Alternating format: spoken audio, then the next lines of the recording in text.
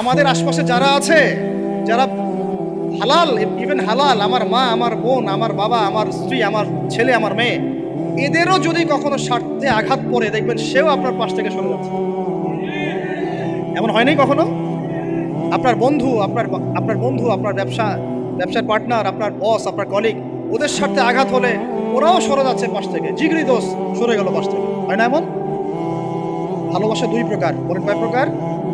আমার সাথে বলেন, এখানে শেষ করে দিব 10টা মিনিট। ভালোবাসা কয় প্রকার? একটা হচ্ছে নিঃস্বার্থ ভালোবাসা। নিঃস্বার্থ, কোনো স্বার্থ নাই, নিঃস্বার্থভাবে ভালোবাসা। একটা হচ্ছে কোনো না কোনো স্বার্থ জড়িত আছে এমন ভালোবাসা। আপনার স্ত্রীর চাহিদাও যদি আপনি পূরণ করতে ব্যর্থ হন, দেখবেন স্ত্রীর সাথে আপনার গন্ডগোল লেগে যাচ্ছে, যদিও সে হালাল, ওই তাই না? এমন হয় না অনেক সময়? আমি তো অনেকদিন বলেছি, অনেকদিন আগেও বলেছি, 5 বছর 6 বছর আগে, যে মানুষ আসলেই মানুষের অবস্থানকে মূল্যায়ন করে, ভিতর থেকে মানুষকে শুধু মূল্যায়ন করে আল্লাহ রাব্বুল আলামিন। না হলে কি হতো? এই যে এত অন্যায় আমরা করেছি, আল্লাহ পাক কি আমাদেরকে ছেড়ে দিয়েছেন, ফেলে দিয়েছেন, গজবে ধ্বংস করে দিয়েছেন? এই যে আল্লাহ পাক যে আমাদেরকে মহব্বত করেন, ভালোবাসেন, তার প্রমাণে আল্লাহ পাক চান যে আমরা যেন ফিরে আসি।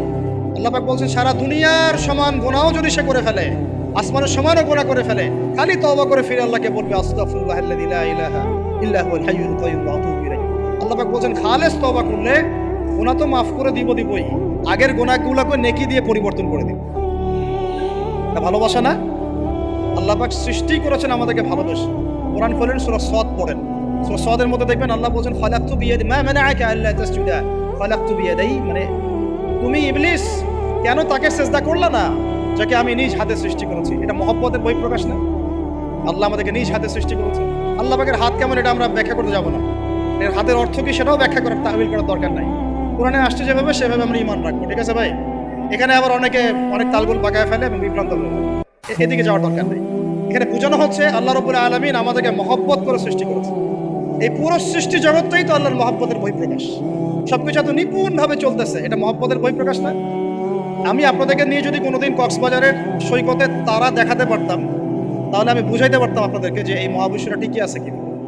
তারার মধ্যে একটা গাণিতিক ক্যালকুলেশন আছে যেটা সবাই জানে না, যারা একটু অ্যাস্ট্রোনমি নিয়ে পড়াশোনা করেছে তারা জানে। আপনার মানে মাথার বিবেকই উল্টায় যাবে যে এত সূক্ষ্মভাবে কিভাবে আল্লাহ রাব্বুল আলামিন এই মহাবিশ্ব সৃষ্টি করলেন। এক চুল এদিক ওদিক হলে পুরো বিশ্ব কায়নাত ধ্বংস হয়ে যায়। এটা কি আল্লাহ পাকের মহব্বতের পরিপ্রকাশ না? আল্লাহ পাক তো বরং বলেছেন পুরো সৃষ্টি পরিবারটাই আল্লাহর পরিবারের অন্তর্ভুক্ত। এমনকি আল্লাহ পাক আমাদেরকে বলেছেন, তোমরা জমিনবাসীর সবার উপর রহম করো, ইরহামু মান ফিল আরদ ইয়ারহামুকুম মান ফিস সামা, তোমরা সবার উপর রহম করো, দয়া করো। দয়া রহম এটা তো মহব্বতের একটা অংশ। তোমরা সবার উপর দয়া করো, রহম করো, মহব্বত করো। এটা কি হবে? তাহলে আল্লাহ পাক আসমানে যিনি আছেন, আল্লাহ পাক তোমাদের উপর রহম করবে। আমরা সেই মহান সত্তার ভালোবাসার থেকে বের হয়ে হারাম এই যৌন ভালোবাসার দিকে যাওয়ার চেষ্টা করছি। আসলে এটা ভালোবাসা না, যৌনতা, এর দিকে যাওয়ার জন্য এইসব করছি। আল্লাহ পাক আমাদেরকে মাফ করে যেন হেদায়েত দান করেন। আল্লাহ পাক কত ভালোবাসেন এটা নিয়ে বলতে গেলে আজকে রাত শেষ হবে। দেখেন, আল্লাহ রাব্বুল আলামিন আদম আলাইহিস সালামকে সৃষ্টি করেছেন, করে সমস্ত নাম শিক্ষা দিয়েছেন। নাম মানে হলো ইলম। নাম মানে কি? ভালো না বাসলে আল্লাহ পাক কাউকে সবচেয়ে সেরা কিছু দান করেন। সূরা 3 আল্লাহ পাক কি বলেছেন? ওয়াত-তিনি ওয়াজ-যাইতুন, এগুলো শপথ করে, লাকাদ খালাকনাল ইনসানা ফি আহসানি তাকওয়িম, মানুষকে সবচেয়ে শ্রেষ্ঠ কাঠামো আল্লাহ পাক দিয়েছেন, দেন নাই? কাউকে যদি মহব্বত না করা হয়, তাকে আপনি সবচেয়ে সেরাটা কি দিতে পারবেন? আল্লাহ পাক আমাদেরকে মহব্বত করেন, ভালোবাসেন, এবং আল্লাহ চান আমরাও যেন তাকে মহব্বত করি, তাকে ভালোবাসি। এবং আমরা যদি কাউকে ভালোবাসি, আল্লাহর জন্য ভালোবাসবো। কাউকে ঘৃণা করি, আল্লাহর জন্য ঘৃণা করি। মহব্বত আল্লাহর জন্য, ঘৃণাও কার জন্য? আল্লাহর জন্য। আল্লাহ পাক সমস্ত ইলম শিক্ষা দিলেন, এটা কি ভালোবাসার বহিঃপ্রকাশ না? নূহ আলাইহিস সালামের কওম দীর্ঘদিন আল্লাহর কথা শুনে না, আল্লাহ পাক সবর করলেন, ধৈর্য ধরলেন, গজব দিলেন না, শেষ পর্যায়ে গিয়ে আযাব দিয়েছেন। এই যে আল্লাহ পাক সুযোগ দেন, সময় দেন, এটা কি আল্লাহ পাকের ভালোবাসা, দয়া না? এরকম প্রত্যেকটা কওমের ক্ষেত্রে হয়েছে। আমি তো ফিল করলাম এই ভালোবাসা নিয়ে ঘাটাঘাটি করতে গিয়ে যে আসলে আল্লাহ পাক যে আমাদেরকে সবচেয়ে বেশি মহব্বত করেন, তার সবচেয়ে বড় নিদর্শন কি জানেন? আমাদের কাছে আল্লাহ রাব্বুল আলামিন আল কোরআনের মতো কিতাব নাযিল করেছেন, আর আমাদেরকে আল্লাহ পাক নবী মুহাম্মদ সাল্লাল্লাহু আলাইহি ওয়াসাল্লামের উম্মত বানিয়েছেন। আল্লাহ পাক যে নবী মুহাম্মদ সাল্লাল্লাহু আলাইহি ওয়াসাল্লামকে এই দুনিয়াতে পাঠিয়েছেন না, এটাই সবচেয়ে বড় মহব্বত, সবচেয়ে বড় রহমত। কারণ তার সুন্নতে এমন কিছু নাই যেটা আপনি খুঁজে পাবেন না। আর তিনি আমাদেরকে যে মহব্বত করতেন, মুহাম্মদ সাল্লাল্লাহু আলাইহি ওয়াসাল্লাম আমাদেরকে যে মহব্বত করতেন, তিনি আমাদেরকে বলতেন যে আমরা তার ভাই। আমরা তার কি ভাই? মানে কি মায়ের পেটের ভাই? এটা বোঝানো হয় না। একটা হাদিসে তিনি বলেছেন আমি তো পিতৃতুল্য। তার মানে কি সত্যি সত্যি বাবা সন্তানের সম্পর্ক? রুহানি পিতা। তিনি কি ইমাম নন? তিনি ইমাম, তিনি নেতা, তিনি আমাদের শিক্ষক, তিনি নবী। তিনি আমাদেরকে যে মহব্বত করতেন, তিনি একদিন বলছিলেন সাহাবীদের সামনে, কাশ আমি যদি আমার ভাইদেরকে দেখতে পেতাম। সাহাবীরা বলছেন, ইয়া রাসূলুল্লাহ, আমরা কি আপনার ভাই না? তখন নবীজি বলছেন, না, তোমরা আমার সাহাবী। আমার ভাই তারা যারা আমাকে না দেখেই আমার প্রতি ঈমান নিয়ে আসবে। প্রত্যেক নবীকে আল্লাহ পাক একটা দোয়া করার চান্স দিয়েছে। কয়টা ভাই? এমন একটা দোয়া যেটা করলে আল্লাহ পাক কবুল করবেনই করবেন। করলে আল্লাহ পাক কি করবেন? অবশ্যই কবুল করবেন। নবী সাল্লাল্লাহু আলাইহি ওয়াসাল্লাম বলছেন যে সমস্ত নবী এই দোয়াটা পৃথিবীতে করে ফেলেছে। আমি এই দোয়াটাকে মুলতবি রেখেছি, কাল কিয়ামতের মাঠে আমি আমার উম্মতের জন্য সুপারিশ করব।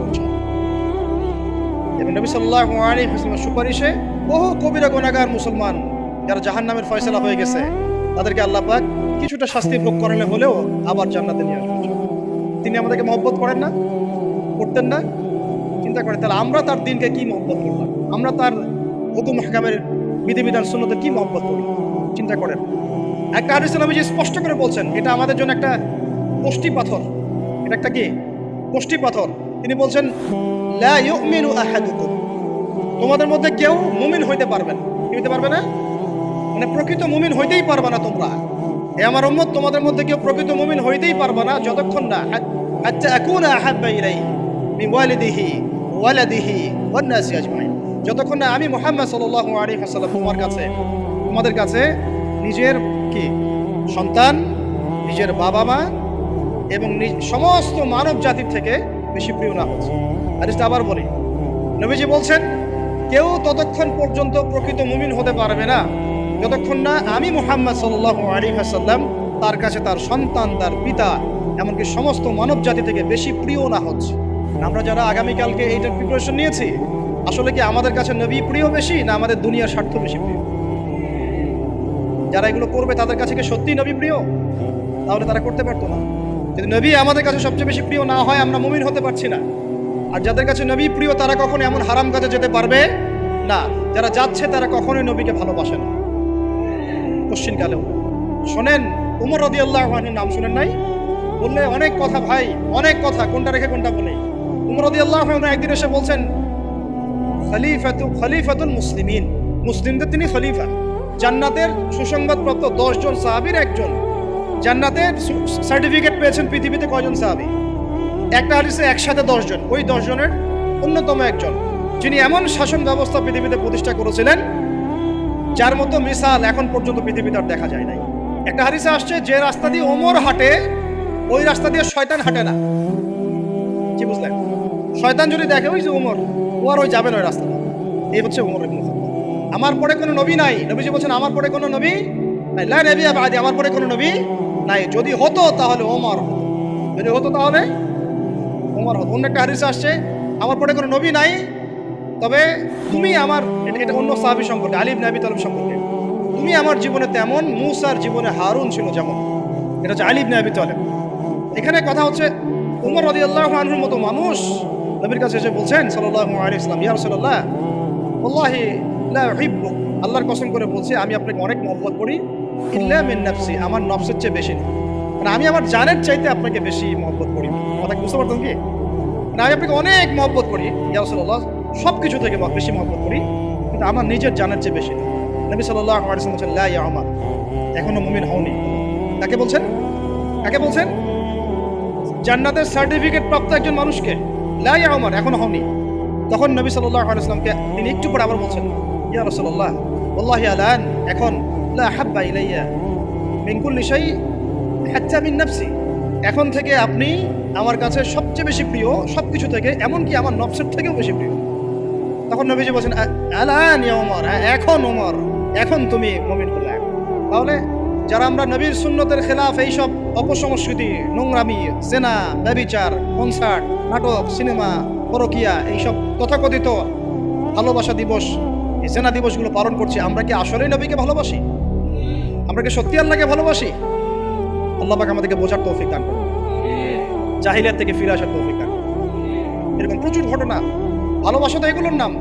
ভালোবাসা কাকে বলে জানেন? সাহাবীরা বাসায় যেতেন, আবার দৌড় দিয়ে আসতেন নবী সাল্লাল্লাহু আলাইহি ওয়াসাল্লামের চেহারাটা একটু দেখার জন্য। এটা নাম ভালোবাসা। আপনারা যদি উমরা করতে যান, হজ করতে যান, দেখবেন বারবার আপনার নবীর রওজায় গিয়ে সালাম দিতে মন চাইবে, যে আরেকবার দেখা করে আসি, আরেকটু দেখা করে আসি, আরেকবার সালাম দিয়ে আসি। ভালোবাসা, কোন স্বার্থ আছে এখানে? নবী সাল্লাল্লাহু আলাইহি ওয়াসাল্লাম কি আমাদের কাছে কোনো স্বার্থ দাবি করেছেন? আল্লাহ করেছেন। এগুলো ভালোবাসা। এই ভালোবাসা হলো প্রকৃত ভালোবাসা। আর এগুলো যেটা চলছে এটা হচ্ছে যৌনতা। এগুলো কি চলছে? যৌনতা। ভালোবাসার নাম দিয়েছে এখন যৌনতা। এগুলো ভালোবাসা না, এগুলো পাশবিকতা, প্রবৃত্তির দাসত্ব। প্রবৃত্তি মানে মন যা চায় তাই করতে যাচ্ছে। আপনার মন চাইছে একটা মেয়ের সাথে রাত কাটাবেন, এটাকে আপনি ভালোবাসা নাম দিলেন, কিন্তু এটা হচ্ছে ভালোবাসা না, এটা কি প্রবৃত্তি, পশুত্ব, দাসত্ব, পশুত্বের দাসত্ব করছে। আল্লাহ পাক আমাদেরকে কথাগুলো বোঝার তৌফিক দান। এরকম সাহাবীরা কত ত্যাগ করেছেন। তালহা রাদিয়াল্লাহু আনহুর নাম শুনেন না অনেকেই। নবী সাল্লাল্লাহু আলাইহি ওয়াসাল্লাম উহুদ যুদ্ধের দিন সংকটময় একটা অবস্থায় ছিলেন। তালহা রাদিয়াল্লাহু আনহু একা নবী সাল্লাল্লাহু আলাইহি ওয়াসাল্লামকে ঢাল হিসেবে পিঠ পেতে দিয়ে আসেন, উনার দিকে কোনো তীর যেন আসতে না পারে।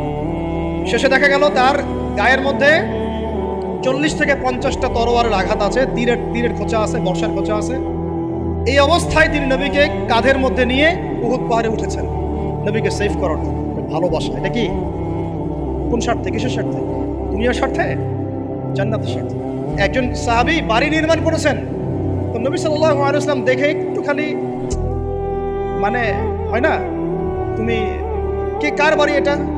বললেন আচ্ছা অমুক সাহাবীর বাড়ি। নবীজি একটু রূপঞ্চিত করলেন, পছন্দ করলেন, কিছু মুখে বলেন নাই, মুখে কিছু বলেন নাই, খালি একটু অসন্তুষ্ট হচ্ছেন, এক্সপ্রেশন দেখতে পাওয়া যাচ্ছে। তখন ওই সাহাবীকে জানানো হলো, তোমার বাসার সামন দিয়ে তো আল্লাহর নবী সেদিন হেঁটে গেলেন, তারপরে আমার বাসা দেখে, তোমার বাসা দেখে আল্লাহ নবী সাল্লাল্লাহু আলাইহি ওয়াসাল্লাম অসন্তুষ্টি প্রকাশ করেছেন। মুখে কিছু বলেন নাই, এক্সপ্রেশন ছিল অসন্তুষ্টি। 3 দিনের মধ্যে সেই বাড়ি ভেঙে গুড়িয়ে দিয়েছে।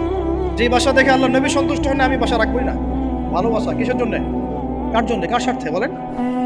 আল্লাহর জন্য, জান্নাতের জন্য, আল্লাহর স্বার্থে, আল্লাহর জন্য। কতগুলো বলে শেষ করবো আপনাদেরকে। সাদ বিন আবি ওয়াক্কাস রাদিয়াল্লাহু আনহু উহুদ যুদ্ধের দিন এইরকম করে তীর নিক্ষেপ করছেন। আল্লাহ নবী বলছেন, ইয়া সাদ, হে সাদ, তীর ছোড়ো, তোমার জন্য আমার পিতামাতা কুরবান হোক। আশপাশে 9 জন ছিল, তার মধ্যে একজন করে শহীদ হতে শেষে 2 জন বেঁচে থাকলো, সাদ বিন আবি ওয়াক্কাস, তালহা বিন উবাইদুল্লাহ রাদিয়াল্লাহু আনহু। এগুলো তারা কেন করেছেন? ভালোবাসার জন্য। ভালোবাসা এগুলোর নাম। কতগুলো বললে শেষ করবো আপনাদেরকে বলেন। নবী সাল্লাল্লাহু আলাইহি ওয়াসাল্লামের কাছে একজন সাহাবী আসেন ইসলাম কবুল করতে এসে হাতের মধ্যে কিছু বালা আংটি থাকে না, এগুলো ছিল, এগুলো খুলে ফেলে দিয়েছেন নবী সাল্লাল্লাহু আলাইহি ওয়াসাল্লাম, খুলে ফেলে দিয়েছেন। তো একটা খুব দামি সোনার আংটি ছিল, ফেলে দেওয়ার পরে অনেকে বলছে তুমি তখন মুসলিম হয়েছো, ইসলাম কবুল করেছো, তো আচ্ছা ঠিক আছে, ওইটা না হয় নবীজি পড়তে নিষেধ করেছেন, তুমি ওইটা নিয়ে বিক্রি করে দাও, বিক্রি করে না হয় ওই টাকা দিয়ে অন্য কিছু করো। তুমি বলছেন কখনো না, আমার হাত থেকে আল্লাহ নবী খুলে একটা জিনিস ফেলে দিয়েছেন, আমি সেটা আবার নিতে যাবো? কিসের জন্য এগুলা?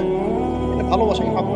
আল্লাহ পাক এটাই কোরআনে বলছেন, বল আপনি, হে নবী আপনি বলে দিন, ইন কুনতুম তুহিব্বুন আল্লাহ, তোমরা যদি আল্লাহকে মহব্বত করেই থাকো, আল্লাহকে সত্যিকার অর্থে ভালোবেসেই থাকো, ভালোবাসা দাবি করেই থাকো, ফাত্তাবিউনি, তাহলে নবীর আনুগত্য করো, ইউহিব্বুকুমুল্লাহ, তখন আল্লাহ তোমাদেরকে ভালোবাসবে, ওয়া ইয়াগফির লাকুম যুনুবাকুম, তোমাদের সব গুনাহ আল্লাহ মাফ করে দিবেন, আল্লাহু গফুরুর রহিম। এই হলো ভালোবাসা। ভালোবাসা মানে কি? ভালোবাসা মানে হচ্ছে আসান ওয়া তাআ, আমি নবী এবং আল্লাহ এবং তার রাসূলের কথা শুনবো এবং আনুগত্য করব, শুনবো এবং এর নাম ভালোবাসা। শুনবো, আনুগত্য করবো, তাহলে আমরা কি শুনবো, কি আনুগত্য করবো?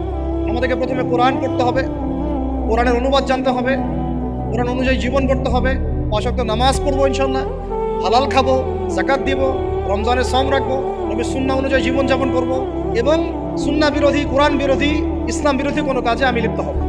এই তো ভালোবাসা। এই ভালোবাসা যদি বহিঃপ্রকাশ ঘটাতে আমরা ব্যর্থ হই, নিজেও ধ্বংস হব,